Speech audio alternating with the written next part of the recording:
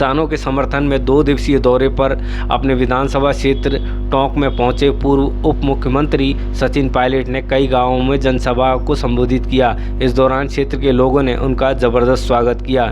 इस मौके पर उन्होंने कहा कि नए कृषि कानूनों से किसानों को नुकसान होगा। सरकार जब समर्थन मूल्य देना बंद कर देगी तब 2-4 उद्योगपति फसल का दाम तय करेंगे। किसान को मजबूरन उस दाम पर अपनी फसल बेचनी पड़ेगी।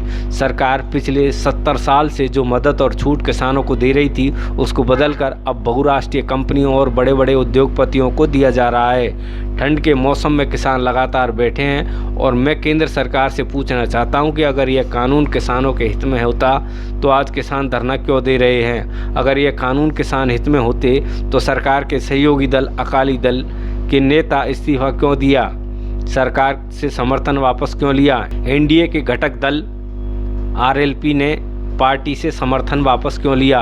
सरकार के अपने मंत्री इस्तीफा दे रहे हैं, एनडीए का घटक दल उनका साथ छोड़ रहे हैं। पूरे हिंदुस्तान में और विश्व भर में इसकी आलोचना हो रही है। तो कांग्रेस पार्टी का निवेदन बस इतना ही है कि कृपया करके इन तीनों कानूनों को वापस लें। सरकार बहुत अड़ियल रवैये से काम कर रही है। आपने देखा 9 बार वार्ता हो चुकी है।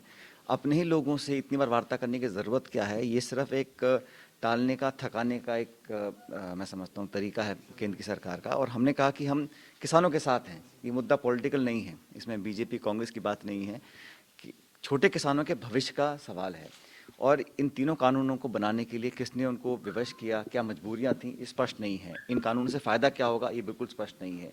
तो ज़बरदस्ती देश के किसानों पर ये कानून थोपा गया है। उसके विरोध में सभी पॉलिटिकल पार्टी, सभी किसान संगठन, सभी गैर सरकारी संस्थाएं, सब लोग एकजुटता से बात कर रहे हैं। इतने किसानों की मौत हो गई है, ये इतना मार्मिक इशू है, ये एक केंद्र की सरकार बिल्कुल आंख मूंद के बैठी है। तो उसके विरोध में हम सब लोगों को जागरूक कर रहे हैं। और आपने देखा होगा बॉर्डर पर जो लोग मौजूद हैं किसान, बहुत शांति प्रिय तरीके से, गांधीवादी तरीके से अपनी बात को मनवाने के लिए डट के बैठे हैं। तो केंद्र सरकार को चाहिए जिद छोड़ें, अपनी अड़ियल रवैये को छोड़ें और इन तीनों कृषि कानूनों को वापस लें।